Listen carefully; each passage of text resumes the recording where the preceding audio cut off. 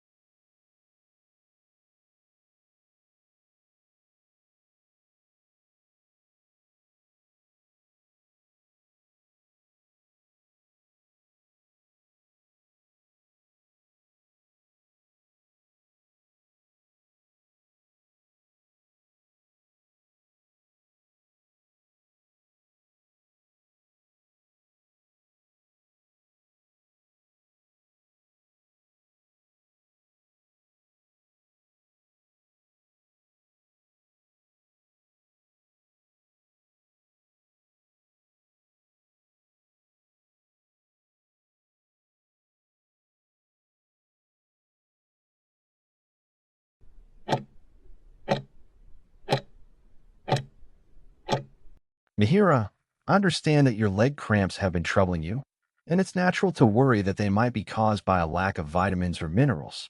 Please don't be too concerned. Vitamin or mineral deficiencies are not a common cause of leg cramps, especially in people who are generally healthy and eating a balanced diet. These cramps are usually harmless and often linked to other, more manageable reasons. One common cause is muscle fatigue or overuse, especially after doing more physical activity than usual or standing for a long period. Sometimes, even mild muscle strain or injury can make the muscles tighten involuntarily, leading to that sudden, painful cramp. As we get older, our muscles naturally lose some flexibility and strength, and this age-related change can make cramps occur more frequently. Poor blood circulation can also play a part, as muscles depend on a steady supply of oxygen-rich blood to function well. When the flow is reduced, even briefly, cramps can happen. In most cases, gentle stretching, staying well hydrated, and giving your muscles regular rest can make a big difference. If the cramps persist or worsen, we'll explore further tests to identify and manage the cause effectively.